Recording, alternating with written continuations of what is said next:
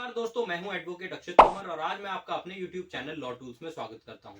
दोस्तों, आज के इस वीडियो में मैं आपको वो 6 सिंपल स्टेप्स बताऊंगा जिसके बाद आप म्यूचुअल कंसेंट डाइवोर्स को ले सकते हैं। म्यूचुअल कंसेंट डाइवोर्स कराने के लिए वो कौन से 6 सिंपल स्टेप्स हैं जिसके बाद इजीली आपका डाइवोर्स ग्रांट हो जाता है। म्यूचुअल कंसेंट डाइवोर्स हम उस डाइवोर्स के प्रोसीजर को कहते हैं जहां पे दोनों ही पार्टी डाइवोर्स लेने के लिए अग्री होती हैं और दोनों ही पार्टी की रजामंदी होती है कि हम जो है डाइवोर्स लेना चाहते हैं।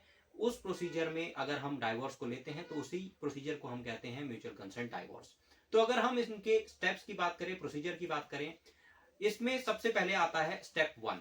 स्टेप 1 की बात अगर हम करें तो वो है फाइलिंग ऑफ पिटीशन। जी हाँ, अगर आप म्यूचुअल कंसेंट डाइवोर्स के लिए जाते हैं तो आपको सबसे पहले अपने एडवोकेट के थ्रू उसका पिटीशन ड्राफ्ट कराकर कोर्ट में फाइल कराना होता है। आपके एडवोकेट आपके फर्स्ट मोशन पिटीशन को ड्राफ्ट करके कोर्ट में फाइल कर देते हैं, जिसके बाद आपको कोर्ट से एक डेट इशू कर दी जाती है जिस दिन आपको जज साहब के सामने अपीयर होना होता है। यह है आपका फर्स्ट स्टेप। इसके बाद अगर हम सेकंड स्टेप की बात करें तो सेकंड स्टेप में आपकी अपीयरेंस आती है, जिस दिन आपको कोर्ट के सामने अपीयर होना है और कोर्ट आपके जितने भी डॉक्यूमेंट्स हैं जो भी आपने पिटीशन के साथ फाइल किए हैं उनकी स्क्रूटनी करेगा। सेकंड स्टेप में कोर्ट आपके सभी डॉक्यूमेंट्स की स्क्रूटनी करता है और ये पाता है कि किसी तरह की कोई फॉल्ट है या किसी तरह की कोई कमी है आपके डॉक्यूमेंट्स में तो आपको बता दिया जाता है। अगर सभी कुछ ठीक है, सारे आपके डॉक्यूमेंट्स प्रॉपर हैं, जो भी आपने डॉक्यूमेंट्स लगाए हैं उन्हें ओरिजिनल से वेरीफाई किया जाता है, सभी कुछ ठीक है, तो आपका सेकंड स्टेप यहाँ पर कंप्लीट हो जाता है। इसके बाद हम बात करते हैं थर्ड स्टेप की। जो म्यूचुअल कंसेंट डाइवोर्स का थर्ड स्टेप है उसमें आता है रिकॉर्डिंग ऑफ स्टेटमेंट्स।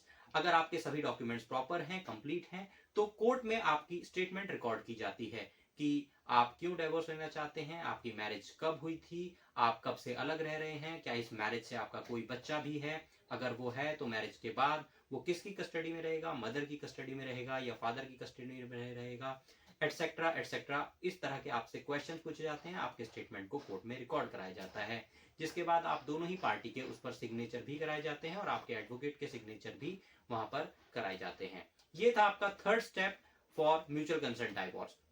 इसके बाद अगर हम आगे बढ़ते हैं तो फोर्थ स्टेप की जब हम बात करते हैं तो फोर्थ स्टेप में आता है order on first motion.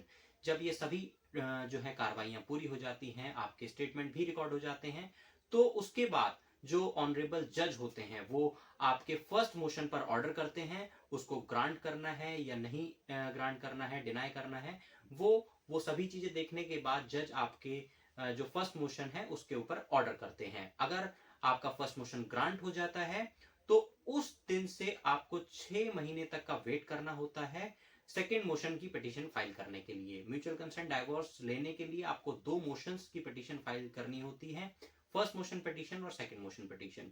Second motion petition file करने के लिए आपको फर्स्ट मोशन ग्रांट होने की डेट से 6 महीने का वेट करना होता है, जिसको हम कूलिंग पीरियड भी कहते हैं।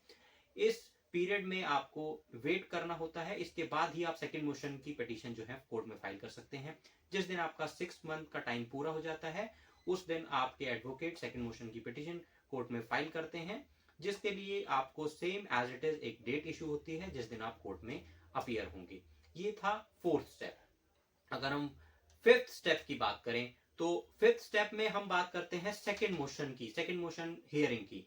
जिस दिन आपकी सेकंड मोशन की आपको डेट मिली उस दिन आप same as it is court में आते हैं, सभी ओरिजिनल डॉक्यूमेंट्स कैरी करके लाते हैं और same as it is court आपके डॉक्यूमेंट्स की स्क्रूटनी करती है और उसके बाद अगर सभी कुछ ठीक है तो आपके स्टेटमेंट्स को रिकॉर्ड करने के बाद आपको सेकंड मोशन पे ऑर्डर हो जाता है, सेकंड मोशन की डिग्री आपकी जो है ग्रांट हो जाती है, कोर्ट उसको अलाउ कर देता है।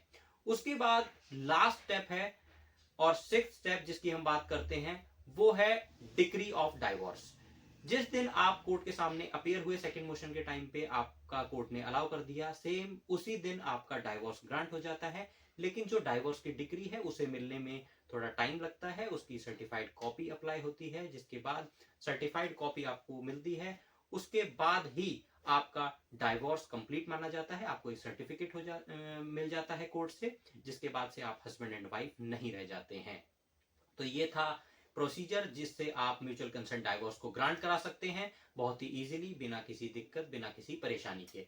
ये था वो प्रोसीजर जिससे आप म्यूचुअल कंसेंट डाइवोर्स को अपने कंप्लीट करा सकते हैं।